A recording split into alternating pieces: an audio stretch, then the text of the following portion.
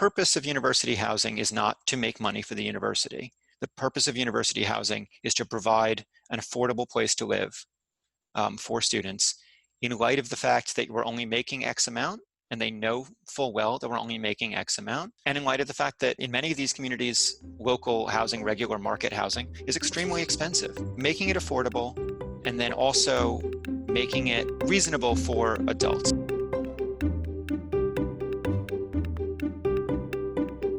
Welcome to the Personal Finance for PhD's podcast, a higher education in personal finance. I'm your host, Dr. Emily Roberts. This is Season 7, Episode 4, and before we jump into the interview, I have some personal and business updates to share with you. I'm going to start adding short updates to the beginning of each episode. This week, I have a pretty huge one on both the personal and business front, which is that my family moved from Seattle, Washington to Orange County, California at the end of August. My husband and I lived in Seattle for 5 years and had both of our kids while we lived there, so it's a big change for all of us. This move brings us one step closer to our next financial goal of buying our very first home, which we are trying to do in 2021. I am documenting all the steps we're taking to reach that goal in my progress journal inside the Personal Finance for PhD's community. If you want to keep up with our journey, or document your own, or access the multitude of resources in the community, you can find it at pfforphds.community. Now on to the interview. My guest is Dr. Travis Seifman, a postdoc at the University of Tokyo. During graduate school, Travis lived in university housing at multiple universities, but chiefly 2 campuses of the University of California.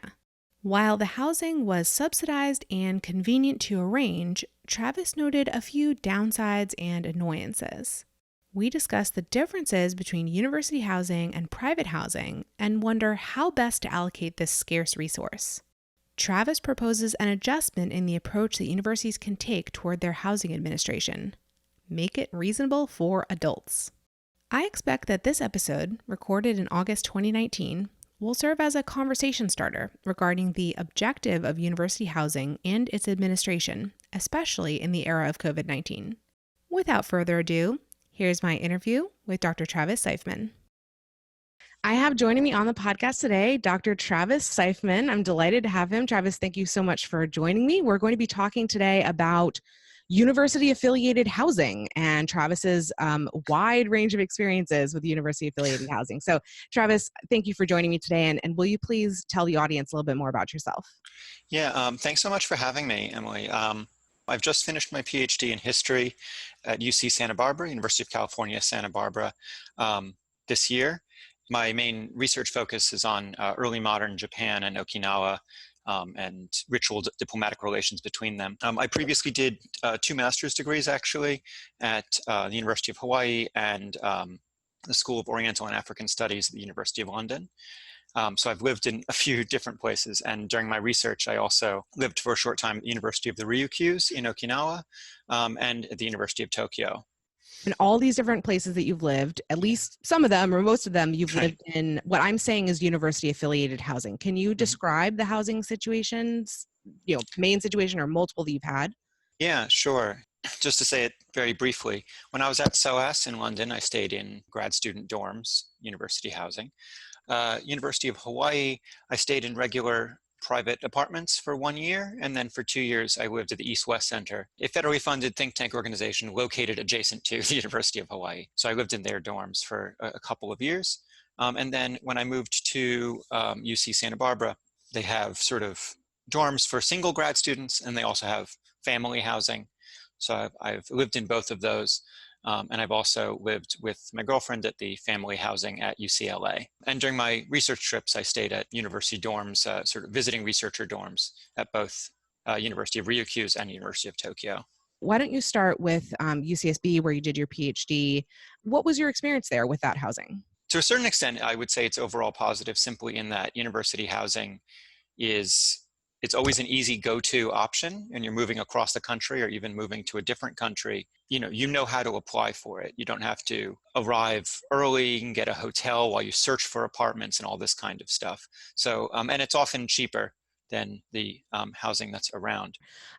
Do you think that it sometimes or usually is cheaper than going off campus because the accommodations are different, like maybe less, less private, for example, than what you'd get off campus? Or have you actually lived in like subsidized university housing? I think everywhere I've lived has been subsidized. Whether it's subsidized enough is another question. One place we could start is to just talk about the price. When I was living in the single dorms, the single person dorms at UC Santa Barbara, to begin with, my first year, the rent was somewhere around $980 per person for each person in a four-bedroom apartment. And the apartments in that area are somewhere around that cost. It's the most I've ever paid to live anywhere. It was more than I paid to live in a private apartment in Honolulu. It was more than I paid anywhere else that I've lived in my life for dorms in Goleta, which is a town that I had never heard of before I even moved there, not even in Santa Barbara proper. One clarifying question about, you were living in a single person room, right? Like you had a private room in a 4-bedroom suite. Is that right? Yeah, it's 4 individual private rooms shared in a suite. So it was $980 or somewhere around there per month. And after, I don't know, in my second or third year there, the Grad Student Association, or perhaps it was the TA union, actually managed to negotiate with the administration to get the rent lowered to $780, which I thought was an incredible victory. I don't know how typical that is at other campuses, but we did manage to get it down. Regardless of what the market can bear in the area, it's much more reasonable based on what we're being paid. So, do you mind sharing what your stipend was at that time? I believe it was somewhere around $1,900 a month. So if you spend half of that on rent, and then It's quite high. Yeah. And meanwhile, the family housing was somewhere around $1,300 a month. So you're paying $1,300 for an entire apartment. I understand obviously subsidizing for families because they need it more. They have more dependents, but just to sort of mention that. So I did. When you describe family housing or a whole Yes. apartment, are you saying it's like a studio or like a 1-bedroom, 2-bedroom? How large is it? Yeah. So I forget what precisely the rates are, but UCSB family housing has 1-bedroom apartments. They have 2-bedroom apartments.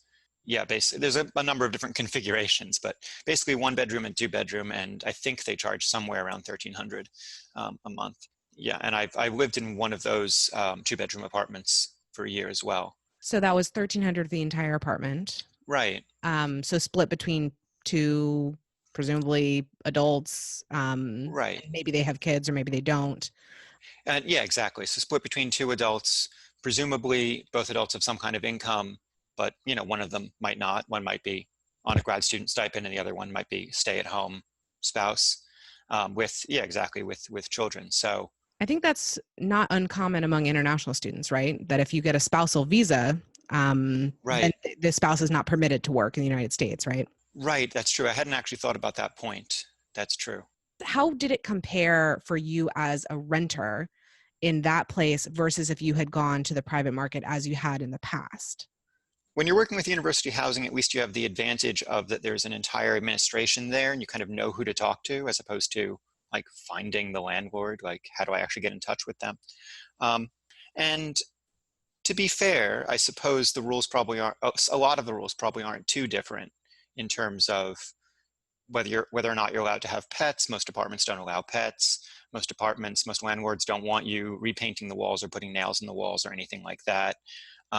So in terms of a lot of those things, I suppose I can't say that it's too different. University housing has the opportunity to be more caring and more understanding about students. The idea that a landlord is in it for the money, that's just the way things are. The university ostensibly is not in it for the money. They're in it to provide housing for members of their community. And so there's an opportunity there to say, not just anything goes, but just to kind of be understanding of people's needs, provide allowances that are, just be a little bit more open, I think. I think what you're saying is like these students are part of the university community, right? The university is also their employer in many cases, or the administrator of their fellowships. It's where they're spending all their time, and you're part of this specific group. It's not like when you go to the open market and, as you said, it's basically just about price, like that's it. It's not. Right. intentionally trying to foster community or positive relationships between, the landlord and the tenants or among the tenants or anything. So university housing is in a different position in that way. And like you said, one of the really positive things that it does is it makes it easy for students who are moving to a new area to find housing. They know they're not going to be, hosed. They're not going to get in with a bad landlord or whatever. Like if it's provided by the university, they know they have already a degree of trust there. Is that right? Right, right. And I think, two places where private housing has the advantage over university housing because of the way that it's administered is in terms of access to guests, for example. I don't think I've ever had, I've had private landlords who've said, we don't want really loud parties, we don't want you just disrupting the whole community. But generally, you have a key to your apartment that you can give to a guest if you're leaving for a week or whatever it is. Nobody needs to know about it. You can have overnight guests and nobody needs to know about it. You can sublease, and whether that's officially allowed or not under the lease, you can sublease and people generally don't have to know about it. University housing, they have all kinds of, you can only sublease to single students who are actively UCSB students, or if you're in a family apartment, you can only sublease to people who qualify to be in a family apartment. If you're going away for the summer, or if you're going away for a whole year to do your research, it's extremely limiting and for no really good reason. A lot of university apartments, particularly at UCSB, they've instituted that you don't have any kind of key to your apartment, you open it with your student card. So again, if I'm even just having a guest over for one night and I need my student card to get myself into stuff on campus, I can't give them the card to get into the apartment. It's these kinds of, I guess on their point of view, it helps them enforce things maybe, or maybe it's just a convenience that they didn't think about the ramifications of. But it's that kind of stuff where I'm an adult and who's to say that I can't have overnight guests, and even at the University of Tokyo apartments, even though the rules said that your overnight guest has to be officially a family member, right? A sibling, parent, or spouse, or child, I guess. When my girlfriend actually came to visit me, they said, well, we've put her down as your sister, so don't worry about it. And it's that kind of, we can get into it later or maybe not, but it's that kind of being willing to bend the rules that I think is, or not even bend the rules, but just be willing to help students rather than, I'm here to help students rather than I'm here to enforce the rules. Which I think, a lot of housing departments could afford to have a bit more of. Yeah, that's interesting. Thanks for providing the example of like how you actually accessed your home. I guess I was thinking, I guess it kind of makes sense for like security purposes that you don't want keys being given out and anybody being able to access whatever, especially because you have roommates within your suite, right? Like it's not right. That's true. And security is an issue. But like you said, it doesn't allow for any discretion on the part of the actual person who lives there, right? And you wouldn't have that kind of, with landlords, it's like, okay, you're not allowed to make copies of your keys. Most likely that's in the lease somewhere. But as you said, it doesn't mean you can't allow your guests to have access, a time or two when you're not like physically with them. It's again up to your discretion as the person having the guest over. Well, what other experiences would you like to share? One main thing that I would like to touch upon, as I touched upon a little bit already, is just the idea of having the staff there to say, I'm here to help you. I'm here to help you figure things out, rather than I'm here to enforce rules. And so, to give just a couple of examples of that, UCSB housing, if you have your own car, you can register that car, not any other, only one car, and you can park, in the parking structure every day. If you don't have your own car, you get, I believe it's two visitor park passes a month, and it's included in your rent. So, I had my girlfriend coming up from LA however often, and granted that's not allowed under the lease to be having overnight guests, but even so, you won't let me register her car because it's not in my name. So what am I supposed to do? Like, how am I supposed to have people park? I'm allowed to park all the time. It's included in my rent if I have my own car. But because I don't, I only get 2 passes a month. And anyway, the point of the story is to say that rather than the administrators saying, you walk in and the administrators say, I don't make the rules, I just enforce them, rather than saying, I don't make the rules and I know they're stupid, so let me tell you, actually you can park over there over the weekends, or actually you can park here, or actually if you use this code, you can get extra visitor passes. Fill me in on what tricks or tips there are for making this more viable. And I similarly, think that's yeah, a more generalizable problem with bureaucracy, and the people who enforce it, as you said, rather than actually make the rules, but the people who are on the ground interacting with those who are displeased about the rules is often the first response is just a recitation of this is the rule. Like, I know the rules and this is the rule. And it's a little bit harder to find someone who's willing to like find a creative solution. And often those people know what the creative solutions are because they know the rules so well. They're supposed to, enforce them. So they right. know the ways around them. And it's nice when you do find someone who is willing to work with you, but it might be something that you have to push for a little bit. Like, I know the rule, but like, is there another way that I can get the result that I'm going for without breaking the rule? Right, exactly. And that has to do with the way that university housing is integrated into the university administration rather than being a separate entity. Because if you have a private landlord, you can deal with them. They might be, more friendly or less friendly, but you can deal with them without it impacting reputation with the administration, or I don't know what to say, but because it's so integrated. And then of course, you have the opposite problem as well, that very often housing is not integrated well enough into the administration. And, I've had times when the cashier's office agreed to let me defer my rent because they knew they hadn't paid me. They knew that I wasn't in the payroll yet. So they agreed to defer my rent for a few months, and then nobody told housing.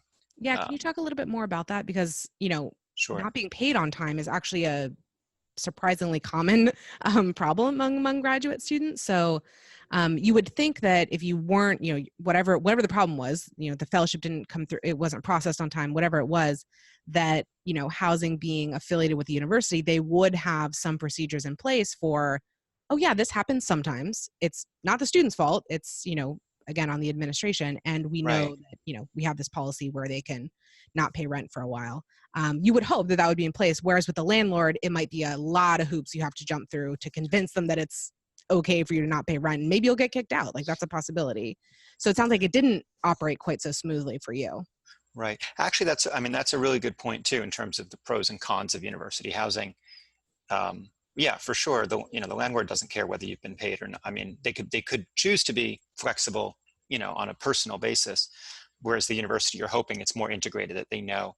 So in this particular case at Santa Barbara, it worked out very well in the end. And generally speaking, I've had overall, I don't know why, but somehow UC Santa Barbara administration overall seems to be the least problematic of places that I've interacted with. They do seem to get their stuff together. So yeah, I mean, when I first arrived at UCSB, as happens, I think, anywhere that you go, it takes a little time to get into the payroll system. The semester, or whatever, the academic year starts at the very end of September. So until you've worked through the month of October, then you get paid at the beginning of November. Otherwise, they have no work to pay you for just yet. For whatever reason, maybe it's typical for undergrads to pay for their housing on a quarterly basis rather than on a monthly basis. So originally they charged me 3 months rent at once, and they wanted to take it all out of my fellowship before I could even pay my credit card bills, before I could buy groceries, before I could do anything else. But long story short, I talked to the cashier's office, and they were understanding and flexible, and they agreed to not only put me back onto a monthly basis, but also to defer it, so I didn't have to pay the first few months' rent until November.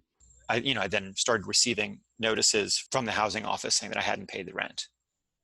So It's it more of just an internal communication problem within the housing office. right. It was just an internal communication problem between the cashier's office on campus and the housing office over by the dorms. Emily here for a brief interlude. If you are a fan of this podcast, I invite you to check out the Personal Finance for PhDs community at pfforphds.community. The community is for PhDs and people pursuing PhDs who want to take charge of their personal finances by opening and funding an IRA, starting to budget, aggressively paying off debt, financially navigating a life or career transition, maximizing the income from a side hustle, preparing an accurate tax return, and much more. Inside the community, you'll have access to a library of financial education products which I add to every month. There is also a discussion forum, monthly live calls with me, a book club, and progress journaling for financial goals. Basically, the community exists to help you reach your financial goals, whatever they are. Go to pfforphds.community to find out more. I can't wait to help propel you to financial success. Now back to the interview. And then the other thing that you brought up that I was interested in is you brought this up a little bit earlier about the price differential between single student housing and family housing. And you mentioned to me earlier that what is the definition of a family is a Right. little bit of a strange thing to be talking about with university housing, right? Right, sure. So UCSB and I think probably UCLA as well are quite flexible and quite open-minded about what counts as a family. I hope that it works similarly at other campuses. I hope that it does. So, at UCSB, when I applied for family housing with my girlfriend, we, you don't have to be married. You don't have to be you don't have to be in a hetero relationship. Um, all kinds of different possibilities are possible. Single parent with children, all kinds of different possibilities are acceptable, but you have to prove it. And I understand why on the administrative side, because you have such a limited number of units for family housing, you want to make sure that the people who are living there are actually families, right? Who are ostensibly more in need of the extra subsidized apartments, right? So I understand just, from the administrative side that they have to find some way of kind of proving that you're a family. At UCLA, they just do that through a very limited set of things. You have to either have you have to have a shared bank account, proof of a former lease that you used to lease together under both of your names, marriage certificates, other kind of very formal things. UCSB, for better or for worse, they say even if you don't have those kind of very formal documents, you can share with us Facebook posts, texts, screenshots of your personal and private stuff to help try to prove that you're in a meaningful relationship. And so we shared with them screenshots from Facebook and from texting to say, my parents are coming in for Thanksgiving, are you going to be coming to dinner with us, or I don't know, whatever, things like this.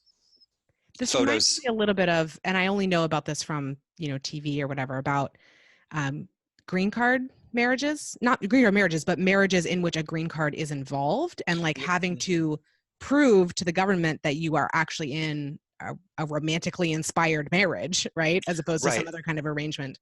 Right. It seems a little, it seems a bit of overstepping, a bit, yeah. I guess what I'm curious about with respect to family housing, and maybe this gets into more what you think or what you think the university thinks the purpose of family housing is.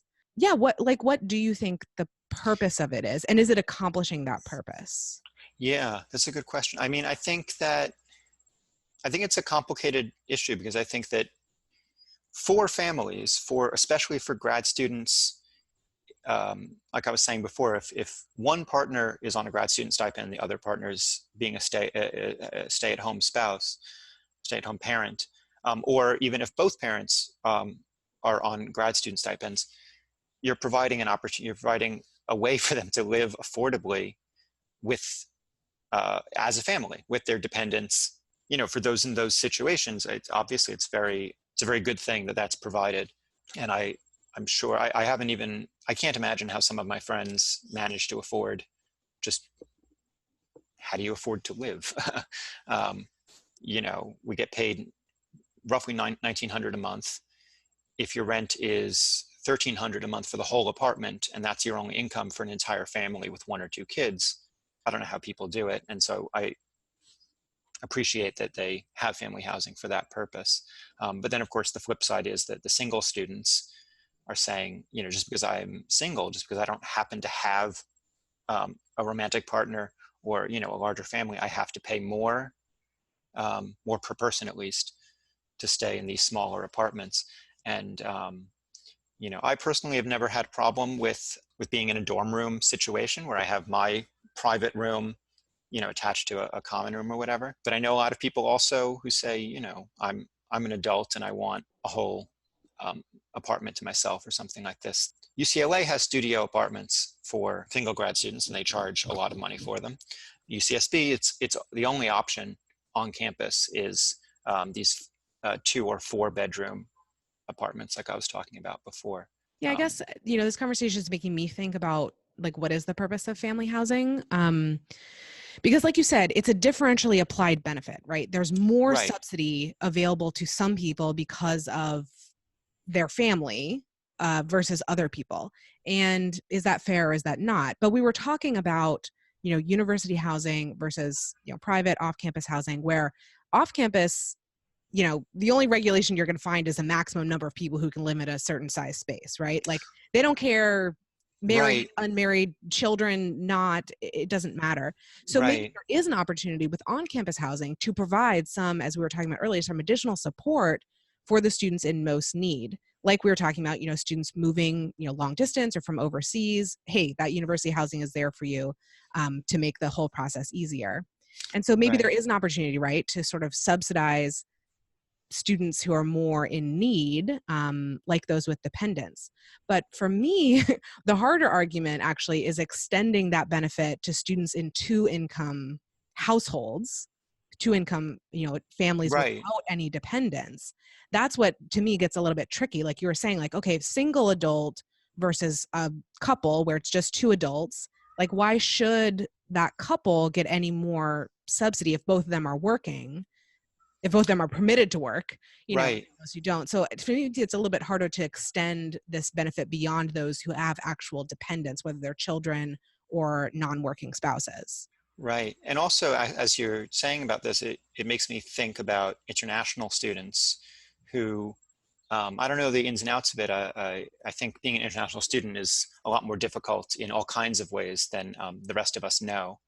But I wonder, I would imagine that for international students, even beyond the simple matter of the convenience of not having to look for an apartment, right? The convenience of being able to just arrive in the US and have already arranged an apartment with it.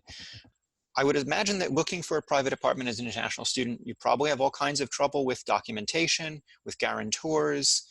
Part of the reason that I've never looked for a private apartment for myself in Japan, many times that I've gone there for research, is because I don't have a Japanese guarantor. And I don't have a Japanese bank account, and I don't have a Japanese phone number until after I have an address to give the phone company to say that I live in Japan to get a phone number. There's credit scores as well. That's another major hurdle for international students coming to the US. Right. The US doesn't recognize any credit, that might have been established in other places. So that's a whole nother conversation to be had about whether some kind of more consideration should be given to international students, especially international students with a family with dependents, rather than domestic students, perhaps, right? And then just to kind of throw it in there, at the East-West Center, you have the opposite situation where the East-West Center dorms are only for people who are on a fellowship or otherwise sort of officially affiliated with the East-West Center, which is this sort of Asia Pacific studies organization. So it's about, I think it's about 75%, my numbers might be wrong, I think it's about 75% international students. So you can only get in there if you're on a particular kind of affiliation with this organization. If you're a UH student who doesn't have that affiliation, you don't get to live in these dorms. And the dorms are primarily single rooms and double rooms. The single rooms are $400 a month, last I checked. That was about 10 years ago, but extremely reasonable, especially for Honolulu. But if you're in a family, you can't live there. So it's actually kind of the opposite situation of trying to get into these subsidized apartments and family housing at other campuses. That's a whole nother sort of complicated, they really want people to live in the community and interact with each other, on a day-to-day basis. But if you're in a family, then you can't. Yeah, I think you're absolutely right. These are the conversations that people are having. Is it fair to have these subsidized apartments only for people in certain situations? And especially if the second spouse, the non-grad student spouse, is earning a proper full salary at whatever job it may be, then they absolutely can afford that apartment while other people can't. And in your experience, has there been any means testing? Like, have you been asked what your income is when you apply for housing? I don't recall whether or not I've been asked, but I'm not aware of, I mean, I don't know what goes on in the back rooms, but I'm not aware of any of that being a policy. I'm not aware of them giving preference to people who are not on a, who don't have the second income or anything like that. I definitely know people who live in family housing who have a second income, people who don't have a second income, international students, non-international students. Yeah, that's just interesting because, again, when we're comparing with private landlords, how much you make is a very important question for them to ask to make sure that you can afford the apartment. But of course, there's no case where they're going to say, oh, you make too much. Of course, you can't live here. That's make however much you want. It's fine. Right. But yeah, it goes again back to the question of what is the purpose of university housing? And if it is subsidized, and if it is one of their objectives to help students and students' families who have less means to be renting off campus or whatever, then it might make sense to ask about that. But again, that's another example of maybe some overstepping that could be going on. So this is a very complicated issue, obviously. So I'm wondering for you, Travis, if you were to design your, ideal university housing system, maybe what would your goals be, and how would you try to achieve those goals? Yeah, it's a really good question, and I tried to give it some thought. And I don't know, I have to admit, as much as we all have gripes, and I certainly have gripes, at the same time, I'm not an expert administrator, all of the ins and outs of how it should be done. And I understand people are trying to do what they can. But I think the key point is the purpose of university housing is not to make money for the university. The purpose of university housing is to provide an affordable place to live for students in light of the fact that we're only making X amount, and they know full well that we're only making X amount. And in light of the fact that in many of these communities, I guess it all depends on where you are at college, but for the places that I've lived, local housing, regular market housing is extremely expensive. Making it affordable and then also making it reasonable for adults. I think part of it is also whatever regulations you have, we didn't really get into this too much, but whatever regulations you have for undergrad housing, keeping in mind, they are legally adults, but keep in mind certain notions of trying to take care and keep control over the community in loco parentis and all of that kind of stuff. Simply extending those policies to grad students isn't the best way, and sort of acknowledging that as grad students, we want to have a full apartment to ourselves, or at least have the option. We want to redecorate our places. We want to be able to have parking. We want to be able to have pets. We want to be able to come and go over the summer or for a whole year and still retain our apartment. Or if we can't retain our apartment, then, we work with us as adults, I think is sort of the key point. And again, just sort of working with people in a way that works with us and not against us. I understand there's a much more complicated conversation about bureaucracy in general, in terms of if you give people exceptions, then who are you not giving exceptions to, and how is that fair, and what's the purpose of policies if you're not going to enforce them, and all these kinds of things. Saying you can't have overnight guests unless they're officially of your relationship, and then what happens when you have a girlfriend or even just a friend coming, like, I pay for this apartment, I should be allowed to have people stay, or just various things like that. I think the key point is just making it affordable, making it a place where real adults can live, and making it friendly and workable, making it a place where people are working with you and not against you. It's kind of the 3 points I would But write. I'm really glad to have your perspective as someone who's lived in multiple different university affiliated housing situations. Like, what's worked well?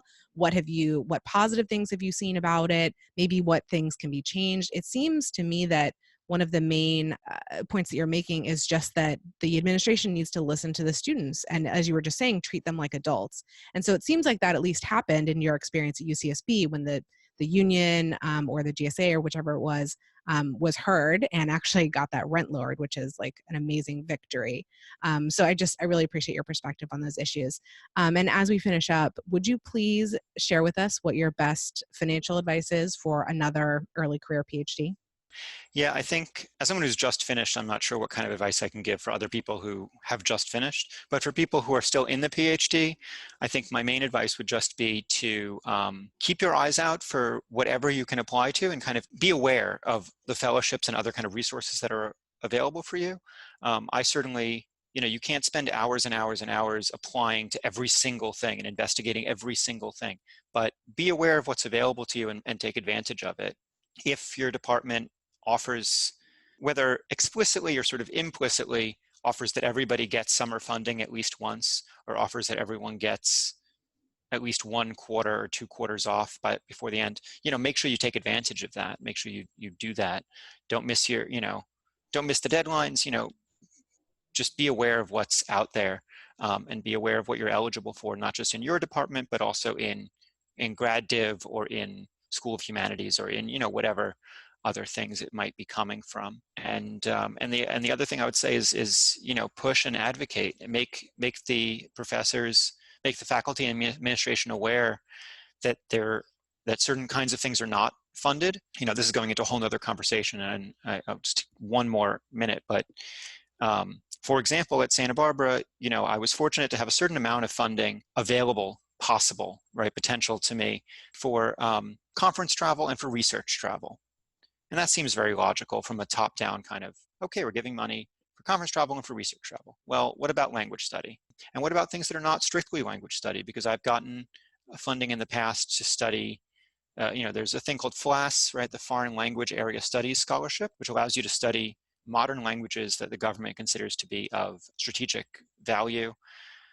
But then when they find out that you're studying classical Japanese or classical Chinese, or you're not really in a language program per se, but you're doing paleography or how to handle documents, or a workshop on how to handle documents, well, now it's not language study, and now there's no funding for that. So you need to make people aware that these programs exist and they cost money, and you need to have funding for it from some avenue. If FLAS won't pay for it, and if conference travel and research travel won't cover it, what can the department do? What can GradDiv do to create something that will cover book history workshops, paleography courses, archaeology field school, and so forth?